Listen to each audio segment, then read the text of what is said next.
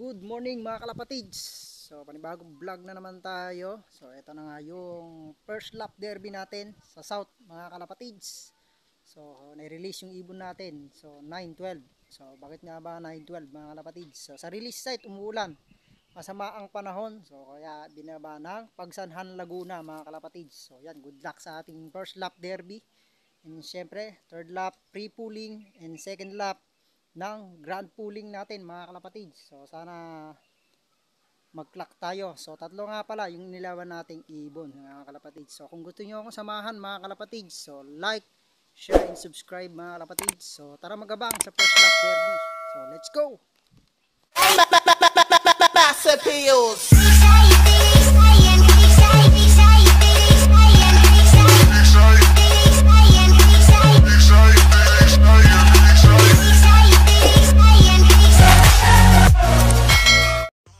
Mga kalapatids, ang oras na natin 11:29. So ayan, may mga nang clock na sa mga bungad. So napakataas ng speed. So libo na naman guys yung speed nila. So buti yung panahon natin ngayon sa oras ng abangan walang hangin. So sobra kahapon mga kalapatids. So yung nakikita nyo yung vlog ko sa ating FB page. So yun guys yung tag dito, yung kawayan.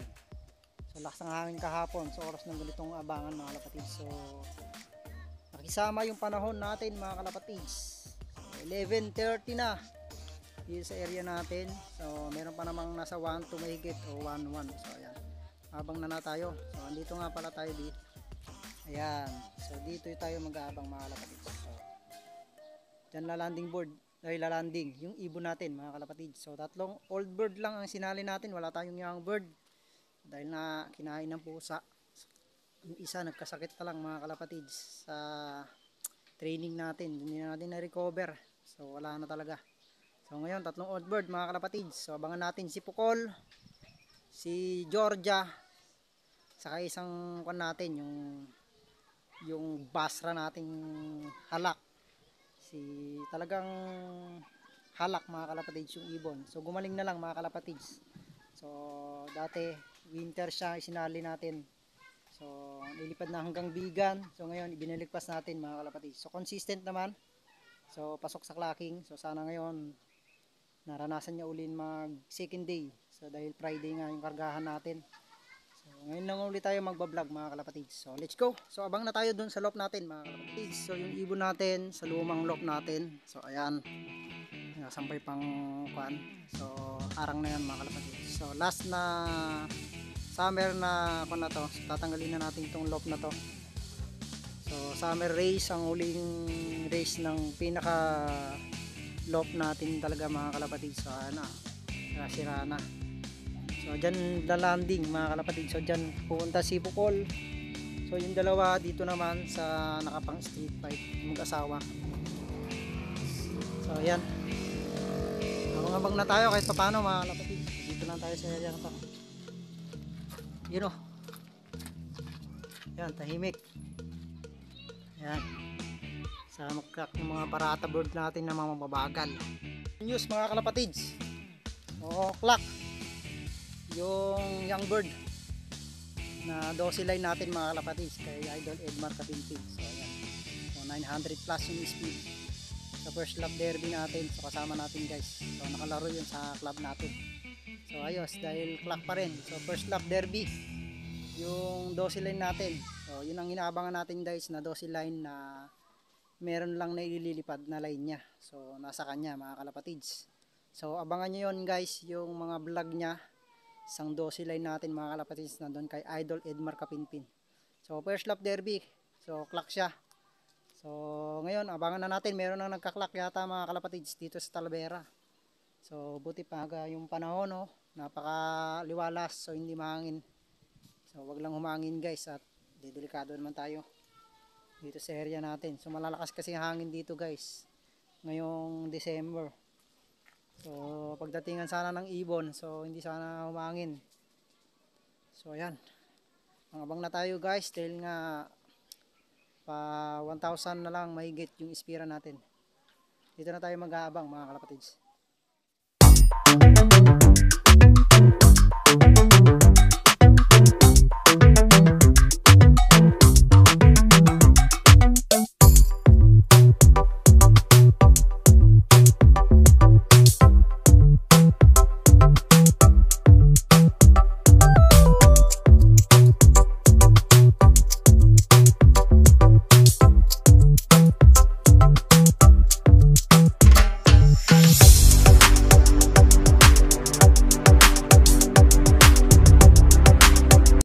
A few moments later.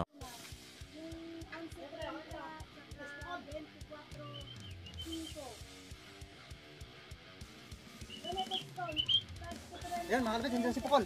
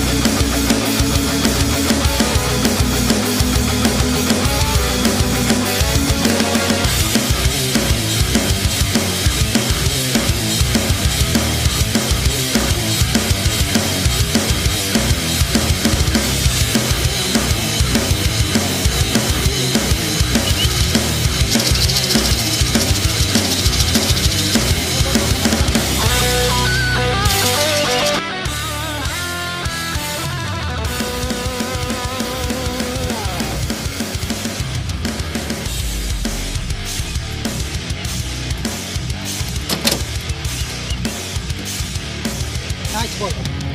Siyempre, asawa nga kay Ponto, si Basra.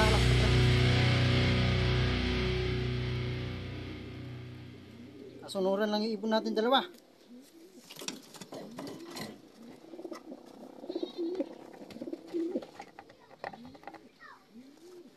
Four, 2, 7, 3, 1, 1. Georgia na lang hinihintay ko.